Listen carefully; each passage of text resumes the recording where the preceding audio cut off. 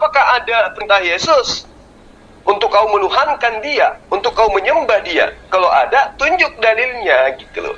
100 juta, meskipun saya orang susah, saya dana itu ada untuk transfer ke kamu. Dan ini akan saya viralkan gitu loh. Assalamualaikum warahmatullahi wabarakatuh. Berjumpa lagi di channel saya Arham Nagae. Apa kabar semua? Semoga sehat-sehat ya. Seperti biasanya di kesempatan saya kali ini, saya akan melihat atau mendengarkan atau mereaction debat seru antar Ustaz Zuma dengan pendebat Kristen ya. Bagaimana keseruan debatnya? Langsung aja kita saksikan. Selamat menyaksikan. Ala kambing domba keturunan Ismail akan terhimpun kepadamu. Ayo, domba-domba jantan akan tersedia untuk ibadahmu. Ayo, semua akan dipersembahkan di atas rumah ibadahku, atau mesbahku, atau betelku, atau baitku, atau baitullah, sebagai korban yang berkenan kepadaku. Dan aku akan menyemarakkan bait keagunganku. Ayo, di rumah ibadah mana yang semarak orang ibadah berkenaan dengan kurban? Ini perlu kamu jawab, supaya kamu sadar apakah tuduhanmu terhadap Hajar Aswad itu betul, atau Hajar Aswad itu justru adalah penggenapan daripada nubuatan-nubuatan Allah yang ada di dalam kitab-kitab terdahulu. Kalau kamu katakan bahwa yang menyemarakkan rumah ibadahnya dengan kurban itu bukan Islam, tunjuk lalu agama mana yang menggenapi nubuatan ini. Silahkan. Justru saya murtad ini paham Al-Quran, Zulkifli. Di Al-Quran itu tidak ada ayatnya Muhammad bin Abdullah akan menjadi juru selamat. Muhammad bin Abdullah itu dikubur di Madinah, mati. Muhammad bin Abdullah itu istrinya ada 23. Itu yang diakui, belum yang nggak diakui. Materi-materi yang kamu sebutkan itu, yang kamu dapat dari link itu, semuanya sudah pernah saya baca. Ya toh? Jadi kalaupun kau mengajak orang lain untuk memahami Islam itu adalah ajaran yang salah, ya kamu harus membekali dirimu dengan ilmu Quran, bukan membekali dirimu dengan ilmu link. Ya. Nah, ketika saya membaca tentang link-link Robert Mori, Alisina, Duladi Samarinda, FFI, ya, itu semua tidak ada di dalam Al-Quran dan tidak sesuai dengan konsep yang ada di dalam Al-Quran. Nah, setelah saya membaca itu, kemudian saya belajar tentang kitab orang-orang Kristen dan juga kitabnya Bani Israel. Terlalu banyak nubuatan di dalamnya yang digenapi oleh Islam. Nah, sekarang andaikan kamu itu paham Islam, maka kamu akan mengerti bahwa Zulkifli ini jauh lebih paham daripada kamu. Nah, kalau niatanmu itu benar adalah sebagai penganut ajaran yang benar, maka tentu kamu akan melayani saya, menjabarkan tentang apa yang saya katakan. Kita sudah pernah membuktikan, ya toh, bagaimana kamu membaca Quran hanya menggunakan huruf Latin. Paparan-paparanmu tentang Islam, tentang Al-Quran itu tidak kena terhadap yang seharusnya. Artinya, sekarang kamu menjadi murtad. Oke, nah ajarkan saya kebenaran dalam agamamu yang sekarang berdasarkan kitabmu. Makanya saya tanya samamu, ketika di dalam kitab yang diambil dari Bani Israel tentang nubuatan segala kambing domba kedar akan terhimpun kepadamu, domba-domba jantan akan tersedia untuk ibadahmu, semuanya akan dipersembahkan di atas baitku sebagai korban yang berkenan kepada aku, dan aku akan menyemarakkan bait keagunganku. Itu digenapi oleh siapa? Kalau kamu persalahkan Islam, lalu siapa yang menggenapi ini? Tunjuk satu agama yang menggenapi dalil-dalil ini. Silahkan. Kenapa Zulkifli Abbas tidak mau membahas Al-Quran dengan Muhammad Kacek? Karena tahu dia tidak menguasai Al-Quran. Saya berani.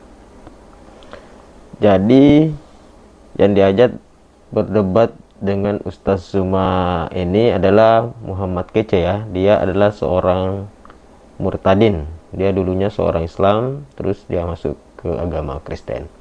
Oke, kita lanjut. Bayar kamu 100 juta ya, sesuai dengan kemampuan saya ya, dan disaksikan semua orang yang ada di grup ini, dan ini bakal saya viralkan. Saya berani membayar kamu 100 juta kalau kamu mampu menunjukkan dalil di dalam kitabmu ya, yang seirama dengan prosesi ibadahmu, yaitu menyembah Yesus. Tunjukkan satu ayat di mana Yesus mengajarkan untuk menyembah dirinya. Kalau ada, 100 juta akan saya serahkan samamu. Ini akan saya viralkan, akan saya up di YouTube untuk menjadi tantangan buat kamu. Gimana? Berani nggak kamu? Bisa nggak kamu tunjukkan dalil di mana dalilnya Yesus meminta orang Kristen untuk menyembah dirinya sebagaimana yang Kristen lakukan saat sekarang? Ini tantangan kedua buat kamu. Silakan. Iya, datang saja sekarang ke Muara Gembong, cabang Bungin, Bekasi Utara. Zulkifli. Kalau mau debat, ayo di RAK, di grupnya Pak Majmur 23. Ya, secara Zoom boleh. Kamu jangan ngelantur di sini, ya, jangan khotbah di sini, debat aja ya. Saya tanya di mana ayatnya Muhammad bin Abdullah akan menjadi penyelamat, di mana ayatnya? Ya, kalau kamu nantang saya, tunjuk alamat lengkapmu, terus kemudian buktikan bahwa memang ada persiapan-persiapan untuk menyambut saya, gitu. Iya loh, kalau cuma mengatakan silakan datang, saya juga bisa. Silakan datang ke Makassar, temui saya di Jalan Kaujau Lalido nomor 4, saya tunggu. Bisa saya, bisa. Tapi saya tidak mau seperti itu. Saya mau acaranya resmi gitu loh. Ada tempatnya, ada persiapannya, ada yang bertanggung jawab, ada seksi keamanannya, ada panitianya, ya, pesertanya minimal 100, nggak boleh ada HP, nggak boleh ada laptop, nggak boleh ada Quran. Hanya kamu dengan saya, nggak ada pulpen sama sekali. Tidak ada alat tulis menulis, nggak ada. Kita bahas Quran, kita buktikan bahwa kamu itu paham Quran, kan gitu. Ini tantangan loh buat kamu. Tantangan kedua, tunjukkan di dalam kitabmu Yesus mengajarkan menyembah dirinya seperti yang kamu praktekkan sekarang. Kalau tidak ada, dari mana asalnya kemudian perintah menyembah Yesus itu? Dari Paulus. Berarti Paulus itu adalah seorang nabi. Dan memang iya, Paulus itu nabi di dalam kitabmu. Kisah Para Rasul 3, Kisah Para Rasul 13 ayat 1 gitu. Ya. Nah, kalau Paulus itu adalah seorang nabi, tunjukkan di mana di dalam surat-suratnya Paulus dia menyebutkan Paulus bin Cornelius. Ada enggak? Sebagaimana yang kamu minta, Muhammad bin Abdullah, Rasulullah Muhammad bin Abdullah. Sekarang saya minta samamu, Paulus bin Cornelius. Ada enggak di dalam kitabnya Nabi Paulus? Jangan kau bilang Paulus itu bukan nabi. Di kitabmu jelas dia adalah nabi, pengakuannya dalam kitab. Oke? Jadi itu tantangan saya. Dua tantangan saya kalau memang kamu betul-betul paham Al-Quran. Silakan. Ini pembayarannya gimana nih? Lewat rekening, transfer, atau bagaimana? Jadi begini, untuk pertanyaan Zulkifli Abbas, harus paham dulu definisi menyembah. Sementara ini kan Zulkifli Abbas kan tidak paham definisi menyembah.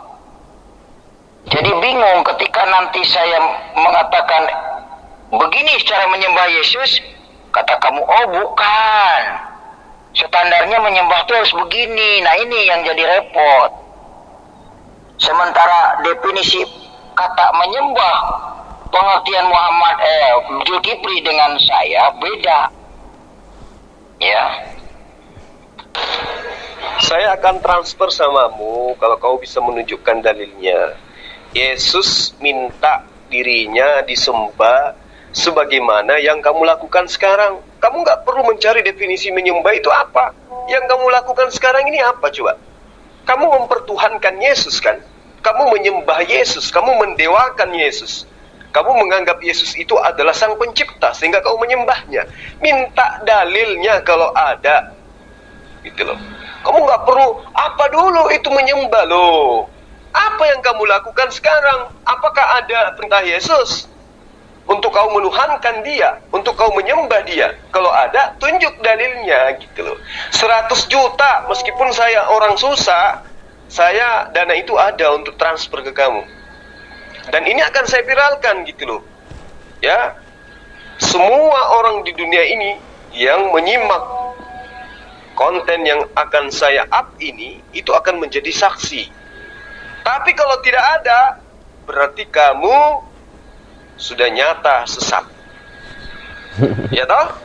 Tunjuk satu dalil. Sembahlah aku, karena aku adalah Allah yang datang dalam rupa manusia. Tunjuk dalilnya gitu loh. Ya, saya tunggu ya. Jul, udah paham ya? Udah jelas ya, paham. Kalau orang tanpa alamat yang jelas, kamu mengatakan juga bingung ya, akan tersesat ya. Kamu minta alamat tepat. Ya sekarang kamu ke surga, mengikuti alamat yang tidak tepat, kok bangga? Sedangkan alamat yang tepat itu adanya di dalam Taurat dan Injil, mengikut Yesus. Disuruh datang ke Muara Gembong aja kamu bingung. Padahal sudah saya sebutkan Muara Gembong, berarti ada suatu tempat yang namanya Muara Gembong. Sudah disebutkan lagi Cikarang Utara. Kamu masih mengatakan bingung, apalagi masuk surga. Ikuti Muhammad yang tidak tahu alamat, yakin kamu akan masuk neraka, akan tersesat. Ya, jelas nggak? Gini aja deh. Sekarang kamu mengklaim Islam itu salah, Islam itu sesat. Oke. Nah, kalau Islam itu salah, kalau Islam itu sesat menurut kamu, lalu siapa yang menggenapi nubuatan Yesaya 60 ayat 7? Segala kambing domba kedar akan terhimpun kepadamu. Bukan segala kambing domba Yakub atau segala kambing domba Ishak, ya bukan. Tetapi di sini jelas dikatakan segala kambing domba Kedar. Kamu tahu Kedar kan? Dia adalah anak Ismail, akan terhimpun kepadamu. Domba-domba jantan akan tersedia untuk ibadahmu.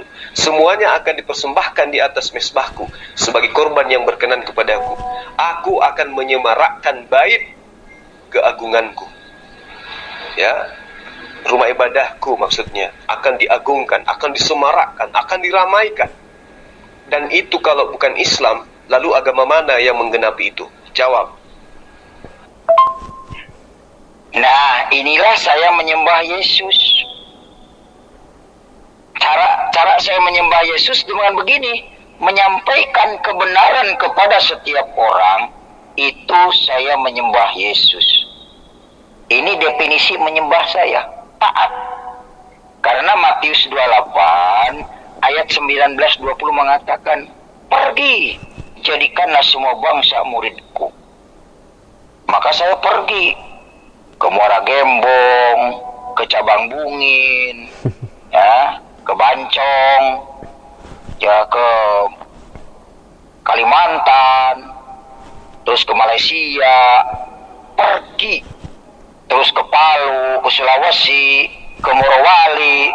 Saya pergi menyampaikan apa? Injil, demi menyembah Yesus. Menyembah Yesus itu bukan tunggang-tungging.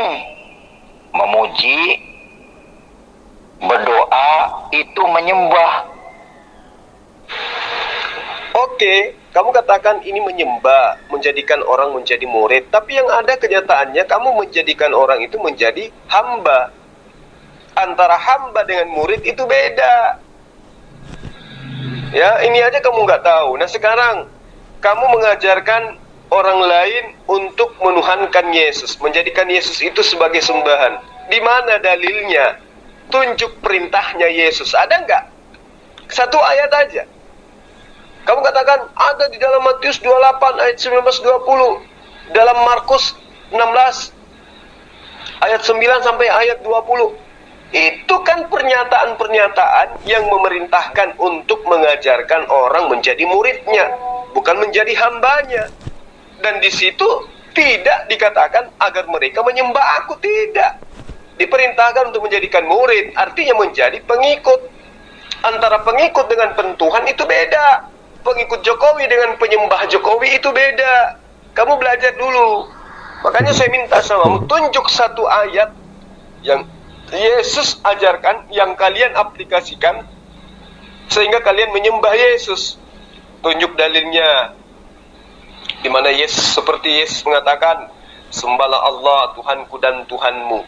Seperti Yesus mengatakan, aku menyembah Tuhan yang aku kenal, kalian menyembah Tuhan yang kalian tidak kenal. Itu. Nah sekarang kamu tunjukkan dalil yang menjadi acuan, di mana dalil itu yang menjadi titik tolak kalian menuhankan Yesus, menyembah Yesus. Ya, kamu paham tidak dalil ini? Kamu tidak hanya mengajarkan kesana kemari untuk mengajak Yesus, mengajarkan orang-orang itu untuk menjadi murid, tidak. Kamu mengajarkan orang supaya menyembah Yesus, mentuhankan Yesus, iya kan? Menghambakan diri kepada Yesus. Nah, saya minta dalilnya. Ada nggak Yesus menerangkan itu? Yesus itu sebelum menjelma menjadi manusia, itu memang sudah Tuhan. Nama Yesus dibawakan oleh malaikat kepada Yusuf, itu nama Tuhan. Jadi sebelum menjelma menjadi manusia, memang dia Tuhan. Yesus itu Tuhan. Justru Yesus yang berkata di dalam Yohanes 4 ayat 22 kepada orang-orang yang menolak dia pada saat itu, aku menyembah Tuhan yang aku kenal, kata Yesus. Jadi jangan gila dong. Kau katakan Yesus itu memang adalah Tuhan dari sononya sebelum jelma menjadi manusia. Sinting kamu. Sekarang gini, materinya kan sudah jelas saya katakan. Anggaplah Islam itu salah menurutmu. Anggaplah Al-Quran itu keliru menurutmu. Anggaplah Muhammad itu penyesat menurutmu. Nah sekarang, kalau bukan Islam yang menggenapi nubuatan tentang yang saya bacakan tadi, lalu agama mana? Belum lagi kalau kita membaca Yesaya 60 ayat 15. Sebagai ganti keadaanmu dahulu, ketika engkau ditinggalkan, dibenci dan tidak disinggahi oleh seorang pun, sekarang aku akan membuat engkau menjadi kebanggaan abadi, menjadi kegirangan turun-temurun. Ini tempat mana? Ini wilayah mana yang dimaksud? Sebagai ganti keadaanmu yang dahulu ketika engkau ditinggalkan, dibenci dan tidak disinggahi oleh siapapun. Ini kan berbicara mengenai tempat, berbicara mengenai wilayah. Sekarang aku akan membuat engkau menjadi kebanggaan abadi, menjadi kegirangan turun-temurun. Nah, Yesaya 60 ayat 15 ini, itu menceritakan tentang kejayaan sebuah wilayah yang dahulu ditinggalkan, tidak berpenghuni. Ayo, ini kota mana yang dimaksud? Wilayah mana yang dimaksud daripada Yayasan 60 ini? Ayat 15. Sebagai ganti keadaanmu terdahulu, ketika engkau ditinggalkan, dibenci dan tidak disinggahi oleh siapapun, sekarang aku akan membuat engkau menjadi kebanggaan abadi, menjadi kegirangan turun-temurun. Nah, kalau itu bukan Mekah, kalau itu bukan kota sucinya umat Islam, lalu itu di mana? Coba, di mana terjadi tempat wilayah yang menjadi kegirangan turun-temurun? Wilayah mana yang menjadi kebanggaan abadi? Ada nggak keadaan yang terjadi di mana wilayah tersebut dulunya tidak disinggahi, tidak dianggap, malah dianggap jahiliyah, dianggap bukan umat, dianggap sebagai tempat wilayah orang-orang ummi, orang-orang bodoh, itu di mana? Dan sekarang menjadi semarak, itu di mana? Coba tunjukkan kalau itu bukan Arab Saudi, kalau itu bukan Mekah. Silakan. Oke, pencinta debaters, itulah tadi debat antar Ustaz Suma dengan Muhammad Kece ya, yang seorang murtadin. Dan kita dengarkan tadi bagaimana Ustaz Suma menantang pendeta ya. Dia akan memberikan uang 100 juta apabila ada yang bisa menjawab pertanyaan dari Ustaz Suma itu. Oke, itulah tadi video reaction saya. Semoga bermanfaat. Jangan lupa like dan subscribe. Terima kasih. Assalamualaikum warahmatullahi wabarakatuh.